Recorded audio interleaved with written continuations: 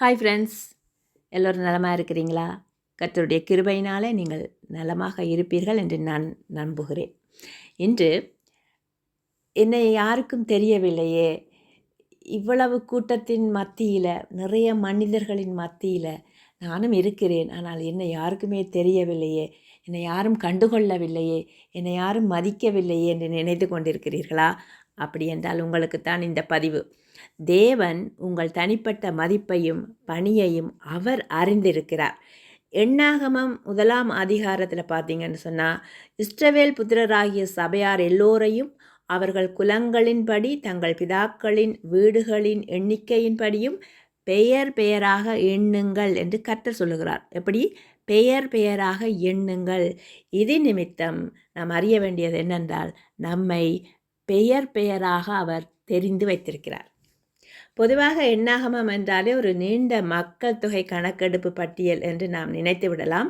ஆனால் இன்று கர்த்தர் நம் ஒவ்வொருவரையும் பெயர் சொல்லி அழைத்து நம்மை தனிப்பட்ட விதத்தில் நேசிக்கிறார் என்பதை புரிந்து கொள்ள இந்த அதிகாரம் நமக்கு உதவுகிறது. கர்த்தருடைய கண்களில் நாம் ஒரு எண் அல்ல, நாம் ஒரு பெயர். அந்த காலத்தில் பல லட்சக்கணக்கான மக்கள் இருந்தும் தேவன் அவர்களை திரள் கூட்டமாக மட்டும் பார்க்கவில்லை, பெயர் பெயராக எண்ணுங்கள் என்று கட்டளையிடுகிறார். இன்றைய சூழலில் நாம் பல முறை இந்த உலகத்திலோ அல்லது இத்தனை பெரிய சபையிலோ நான் யார் என்று நினைக்கிறோம். ஆனால் தேவன் உங்களை ஒரு எண்ணிக்கையாக பார்க்கவில்லை. உங்களை உங்கள் பெயரோட, உங்கள் பலவீனங்களுடன், உங்கள் திறமைகளுடன் தனிப்பட்ட முறையில் அவர் அறிந்திருக்கிறார். உங்கள் பெயர் அவருடைய உள்ளங்கையிலே பொறிக்கப்பட்டிருக்கிறது. ஒவ்வொருவருக்கும் ஒவ்வொரு பங்கு இருக்குது. ஒவ்வொரு கோத்திரத்திற்கும் ஒவ்வொரு குடும்பத்திற்கும் ஒரு பொறுப்பு இருந்தது. யுத்தத்திற்கு செல்பவர்கள், கூடாரத்தை பாதுகாப்பவர்கள் என அனைவரும் பிரிக்கப்பட்டனர். இந்த எண்ணாகமத்தை நீங்கள் வாசித்து பார்த்தீர்கள் என்றால் ஒவ்வொருவருக்கும் ஒவ்வொரு பங்கு இருந்தது. இன்றைய சூழலில் சபையில் உள்ள ஒவ்வொருவரும் முக்கியம் தேவனுக்கு. நான் பெரிய சேவை செய்யவில்லை என்று நீங்கள் நினைக்கலாம். ஆனால் தேவன் உங்களை எங்கே வைத்திருக்கிறாரோ அங்கே நீங்கள் செய்ய வேண்டிய ஒரு குறிப்பிட்ட பணி இருக்கிறது.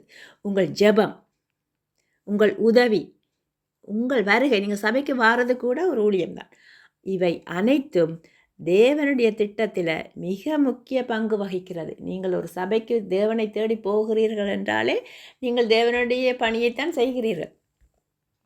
அப்போ தேவன் இஸ்ரவேல் ஜனங்களை ஒரு ஒழுங்கான வரிசையில் நிறுத்தினார். குழப்பம் இருந்த இடத்துல கர்த்தர் ஒரு தெளிவான அமைப்பை கொண்டு வந்தார். நம்முடைய தனிப்பட்ட வாழ்க்கையிலும் குடும்பத்திலும் குழப்பங்கள் இருக்கும்போது நாம் கர்த்தரிடம் சரணடைய வேணும். அவர் நம்முடைய வாழ்க்கையை சீரமைக்க வல்லவர். நாம் அவரை முதன்மைப்படுத்தும் போது அவர் நம்முடைய எல்லா காரியங்களையும் நேர்த்தியாகவும் ஆசீர்வதிக்கப்படத்தக்கதாகவும் அவர் மாற்றுவார். இப்போ பார்த்திங்கன்னா லேவியர்கள், அந்த இடத்துல லேவியர்களை மட்டும் சிறப்பான ஆராதனை பணிக்காக கர்த்தர் தேர்ந்தெடுத்தார்.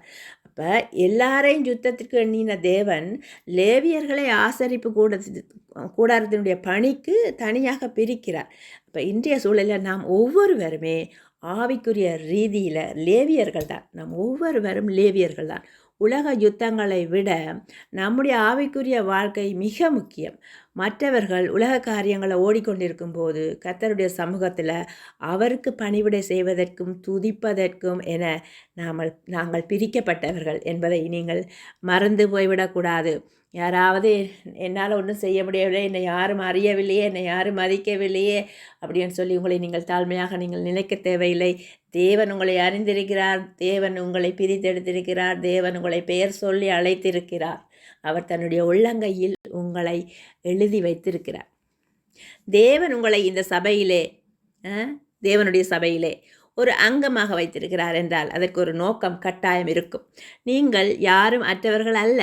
நீங்கள் ராஜாதி ராஜாவின் கணக்கெடுப்பில் பெயர் குறிப்பிடப்பட்ட தேவனுடைய பிள்ளைகள்.